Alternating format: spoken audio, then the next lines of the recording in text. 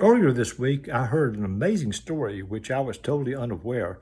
In fact, it was so amazing, I went back and researched to a couple of other references to see if this might be a true story, and it turns out that it does have a lot of credibility to it. The story takes place back on August 16th of 1969 at the Woodstock Music Festival in rural New York, and many of those my age will certainly remember this.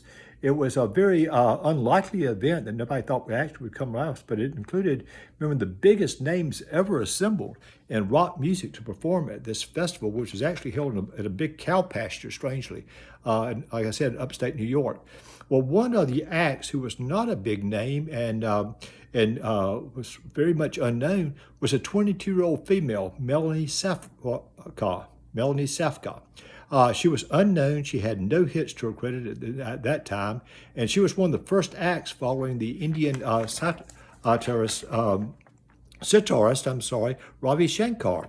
Okay, so she had to go on there. Now, the festival was not what she anticipated and not what she really agreed to do. The organizers expected at best to be about 50,000 people would show up, and even that was doubted by most people.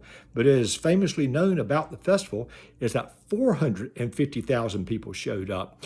And they showed up in the rain and mud to hear the music. Now, due to delays, Melanie Safka did not go on to 1 a.m. in the morning on that Saturday morning when it had been raining for a while and a lot of the groups had canceled. She was one of the first ones, but the group ahead of her refused to go on because of the rain, so she was literally kind of pushed on stage when she got there. And she saw the crowd of 450,000. She was scared to death by her own admission. She just did not know what to do.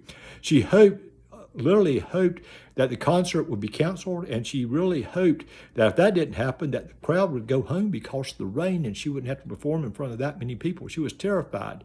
Well, she went on stage by herself, no band, no backups, with just an acoustic guitar and a folding chair. That's all that she had. And she was scared. She was scared to death. But an amazing thing happened almost magically. She sensed the energy and the acceptance of this crowd.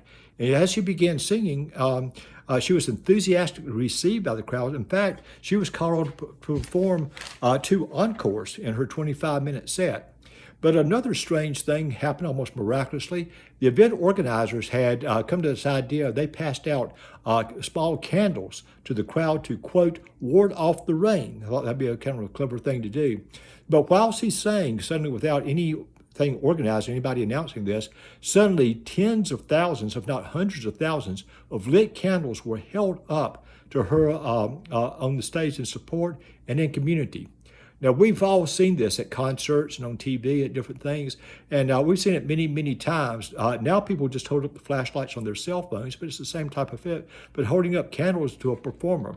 But according to a couple of resources, this is the first record of it ever being done at a concert. Now think about that. Anytime, anywhere, for anyone, the first time to a lonely 22-year-old unknown female. Now, in the liturgical church, church service, we have candles. We see them every week.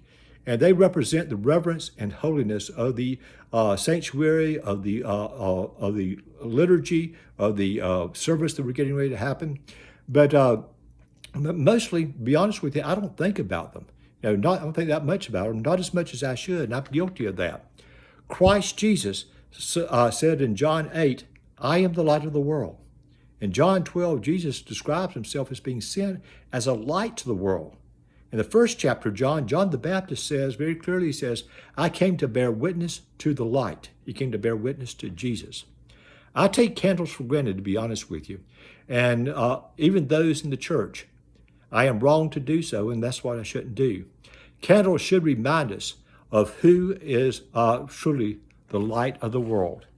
And for that message, we should say, thanks be to God.